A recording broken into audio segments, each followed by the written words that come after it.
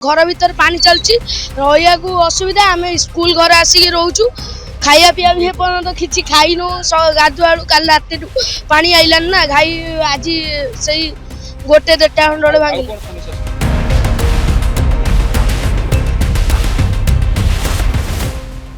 बैतरणी शाखा नदी काणी नदीर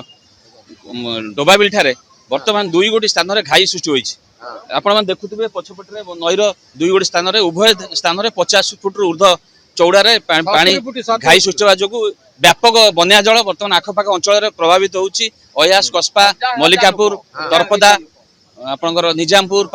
दत्तपुर एवं मंगलपुर सुसुआ आदि पंचायत रे बर्तमान व्यापक बन्या जल प्रवेश कर चाष जमी क्षयक्षति करुवा बेले एवं विशेषकर तरपदा और कस्पार पंचायत रे विभिन्न ग्राम पानी पशि लोक मैंने जलबंदी परिस्थिति कालातीपात कर असुविधा कौन घर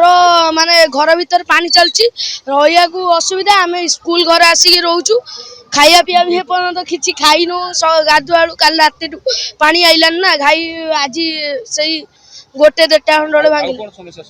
समस्या कौन विषाक्त जीव जंतु सब बुलूँ माने रास्तार बुलचु देखुचु प्रशासन तरफ से सुरक्षित स्थानांतर उद्यम जारी रही बेले जनसाधारण आशा और आतंकित अवस्था अच्छा जाजपुर सुशांत कुमार बेउरिया धरित्री लाइव एई वीडियोटी आपनकु केमिति लागिला कमेंट करि जणांतु। धरित्री लाइव रो यूट्यूब एवं फेसबुक चैनल को सब्सक्राइब करंतु। अधिक खबर पई लॉगिन करंतु www.dharitri.com।